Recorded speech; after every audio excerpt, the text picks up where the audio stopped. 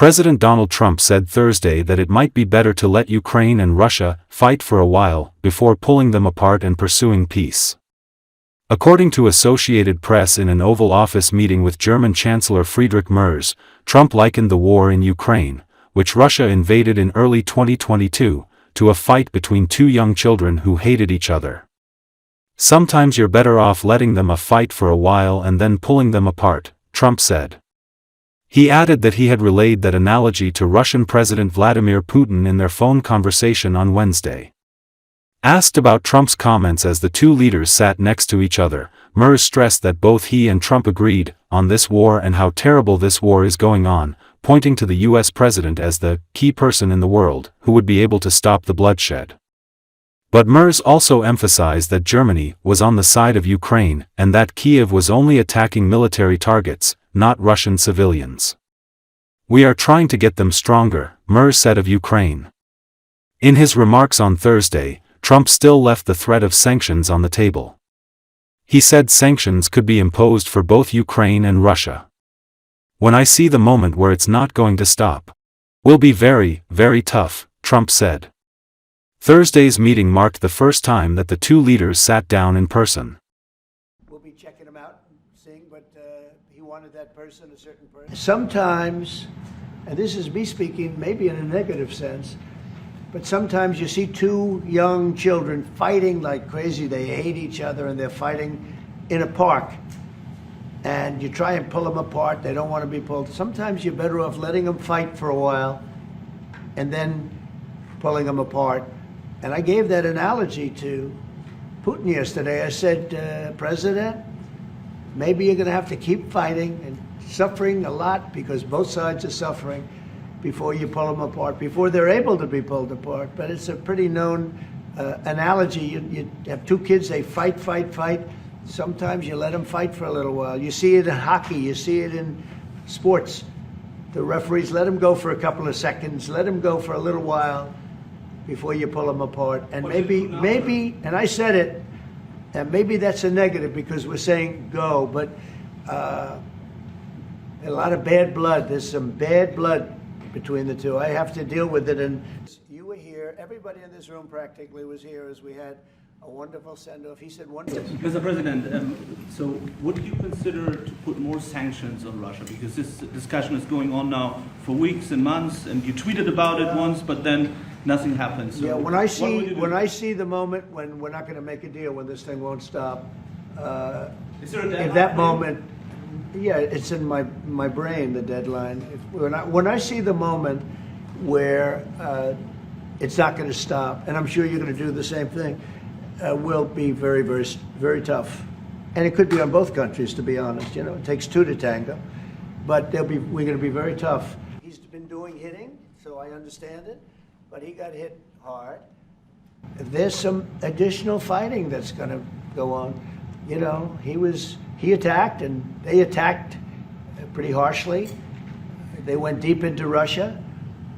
And he actually told me, I mean, I made it very clear. He said, we have no choice but to attack based on that, and it's probably not going to be pretty. I don't like it. I said, don't do it. You shouldn't do it. You should stop it.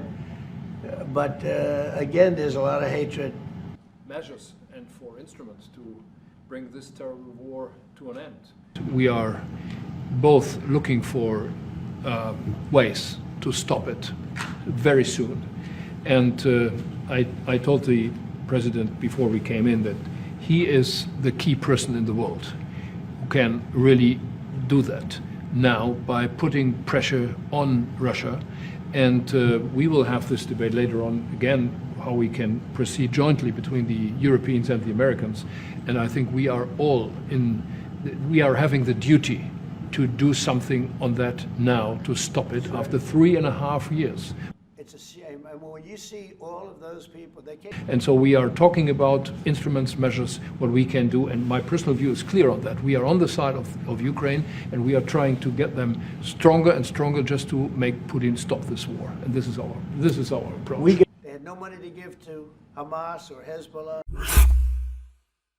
President Donald Trump welcomed Germany's new leader to the White House Thursday as Chancellor Friedrich Merz works to keep the U.S. on board with Western support for Ukraine, help defuse trade tensions and further bolster his country's long-criticized military spending. According to Associated Press, Trump and Chancellor Friedrich Merz have spoken several times by phone, either bilaterally or with other European leaders, since Merz took office on May 6. German officials say the two leaders have started to build a decent relationship, with Merz wanting to avoid the antagonism that defined Trump's relationship with one of his predecessors, Angela Merkel, in the Republican president's first term. The 69-year-old Merz is a conservative former rival of Merkel's who took over her party after she retired from politics. Merz also comes to office with an extensive business background, something that could align him with Trump.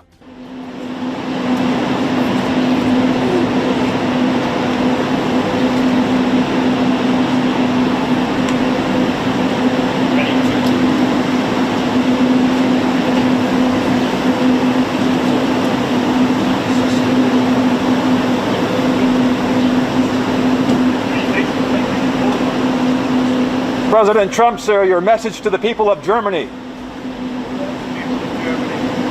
And how was your phone call with President Xi of China, sir? Your phone call with President Xi of China. Went very well, thank you. We'll see you inside, thank you. Defense Minister Boris Pistorius said on Thursday that Germany aims to enlarge the country's army by some 50,000 to 60,000 troops. We expect that synchronous with the build-up of the capacities, and I can only repeat that a draft system is useless right now, because we don't have the needed capacities, neither in the barracks nor in training. That's why we need to increase these capacities. Until then it's volunteers, he told reporters in Brussels, Belgium. According to Associated Press, it comes as NATO defense ministers are set to approve purchasing targets for stocking up on weapons and military equipment to better defend Europe, the Arctic and the North Atlantic, as part of a U.S. push to ramp up security spending. The capability targets lay out goals for each of the 32 nations to purchase priority equipment like air defense systems, long-range missiles, artillery, ammunition, drones and strategic enablers such as air-to-air refueling, heavy air transport and logistics. Each nation's plan is classified, so details are scarce.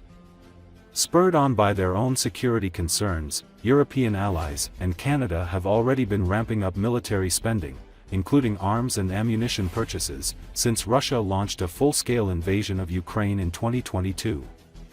At the same time, some allies balk at U.S. demands to invest 5% of their gross domestic product in defense, 3.5% on core military spending and 1.5% on the roads, bridges, airfields and seaports needed to deploy armies more quickly when they have already struggled to grow their budgets to 2% of GDP. The new targets are assigned by NATO based on a blueprint agreed upon in 2023, the military organization's biggest planning shakeup since the Cold War to defend its territory from an attack by Russia or another major adversary. Under those plans, NATO would aim to have up to 300,000 troops ready to move to its eastern flank within 30 days, although experts suggest the Allies would struggle to muster those kinds of numbers. Meine Damen und Herren, ich hoffe, wir haben alle gut geschlafen. Und für uns, für Deutschland bedeutet das, wir übernehmen traditionell, und das wird nicht anders sein dieses Mal, das zweitgrößte Paket an Fähigkeiten innerhalb der NATO. Und wir kommen, und das haben wir mehrfach betont, unserer Verantwortung nach als stärkste Volkswirtschaft in Europa. Und ich nenne natürlich keine Details aus einem einfachen Grund. Ich würde mir ungern von potenziellen Aggressoren in meine Karten schauen lassen.